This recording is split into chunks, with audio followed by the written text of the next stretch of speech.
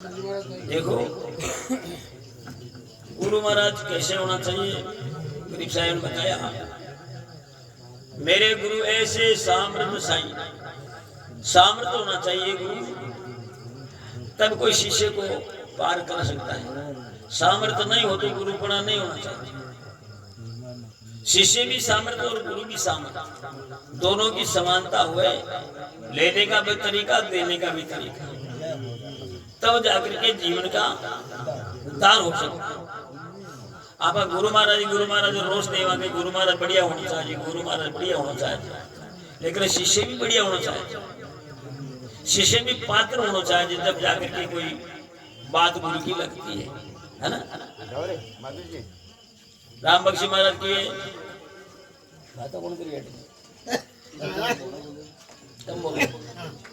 सेवक सोई उत्तम अष्ट गुणों से पास, निष्कपटी धीर दया तन मन वचनो दास।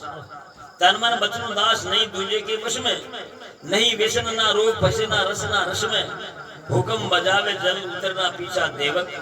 राम बख्श नीति कहे सोई मुख्य सेवक। इतना अधिकारी जब होता है शिष्य, तब उसको बात समझ में आती है। 8 गुण होना चाहिए। सेवक सोई उत्तम अष्ट गुणों से पास, निष्कपटी, कपटी शिष्य काम नहीं कर सकता। निष्कपटी धीरज दया, और धीरजवान और दयावान होना चाहिए। निष्कपटी धीरज दया तन मन वचनो दास, तन से मन से पूरा दास बना होना चाहिए। नाम तो दास करा ले, मांगना हरिदास है, पर हरि का दास हुआ ही को नहीं है? नाम तो बहुत अच्छे मांगो हरिदास है, लेकिन हरि का दास हुआ ही नहीं।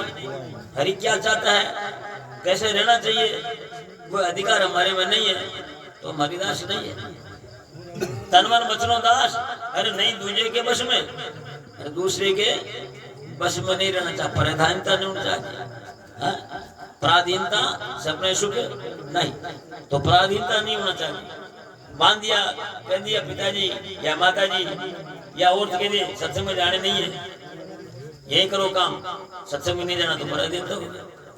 ज्ञानी विद्वान आदमी इतनी बात को नहीं मान सकता, जाएगा सत्संग तो लाभ मिलेगा। नहीं व्यसन ना रोग व्यसन ना रसम, और व्यसन भी नहीं होना चाहिए। व्यसनी आदमी ज्ञान प्राप्त नहीं कर सकता। नहीं व्यसन ना रोग, अरे व्यसन नहीं होगा तो रोग भी नहीं होगा उसका। नहीं व्यसन ना रोग फंसे ना रस में, रसना कहते जीव को, जीव के जटरस में नहीं फंसना चाहिए।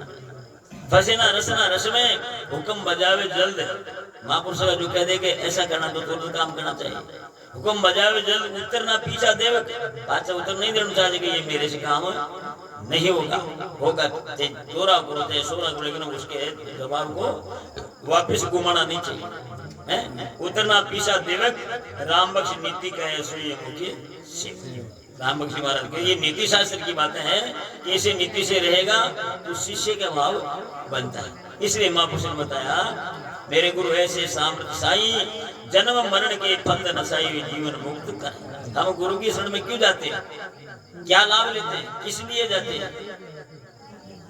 गुरु की शरण में जाने का तरीका इसलिए है कि हम अनादि काल से जन्मते मरते आए, शरीर धरते आए हैं, कई युग बीत गया, और मानव जन्म अति उत्तम जन्म पा करके अब इस चक्कर से निकलने का मौका ये है, और कोई दूसरा नहीं है।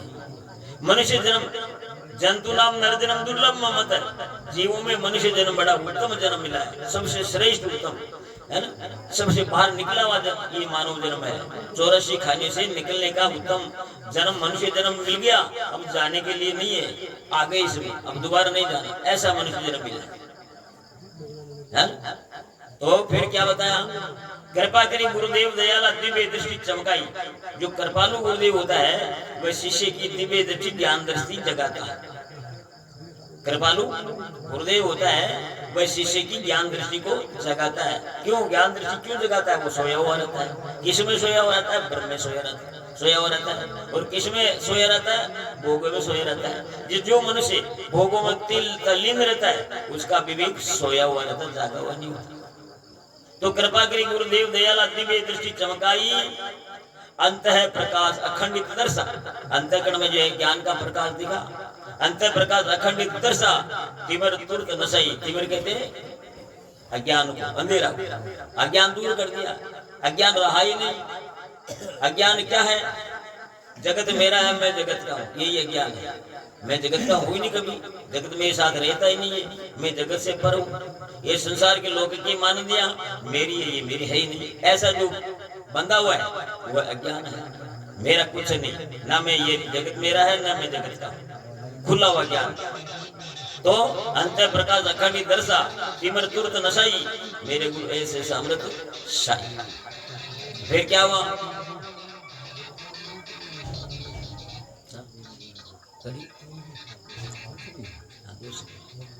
अनुभव उर्मी उठी निज पद से, रोम रोम ले रही। अनुभव उर्मी, उर्मी कहते वृत्ति की जागृति होना, रोम रोम ले रहे थे। वृत्ति जागृत होती है तो रोम रोम जागृत परिफुल्लित तो होता है। अनुभव उर्मी उठी निज पद से, रोम रोम ले रही। राग द्वेष मिटा भव बंधन, बिमिल बैराग रमाई। बैराग होना चाहिए। जब तक हमारी वृत्तियां बैराग में नहीं चलेगी, भोगों से परे नहीं होगी, तो ज्ञान नहीं होता। इसलिए महापुरुष ने बताया है मेरे गुरु ऐसे सामर्थ्य सही। ऐसा होने के बाद में क्या होता है? खंडन मंडन पार परमशत गुरु पारक परकाई। गुरुदेव ने पारक कहते हैं ज्ञान का, पारक कहते हैं अपने शुद्ध चेतन स्वरूप। ये पारक है, इसे हम परखते हैं। हमारे परख नहीं होते किसी बात को जान नहीं सकते।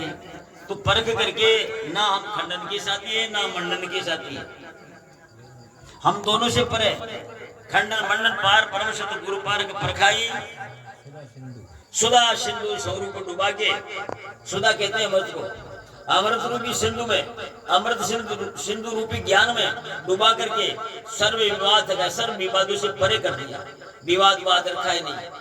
ये वादी जो होता है ना, ये वाद लेकर के बैठ जाता है, सिद्धांत को परिपक्व बनाने नहीं देता है। इसलिए सर्व विवाद थकाई, मेरे गुरु ऐसे सामर्थ्य से। ऐसे गुरु सिरमोर सदा मम ब्रह्म निवार समझाई। ऐसे गुरुदेव जो होते ना, वो मेरे सिर के मुकुट है। ऐसे गुरु सिरमोर सदा मम ब्रह्म निवार समझाई। गरीबीदास अमृत सिंधु में निर्भय नित्य रहाई, मेरे गुरु ऐसे सामर्थ्य साई। इसलिए गुरुदेव की ऐसी महिमा होती है। बोल सदगुरुदेव की।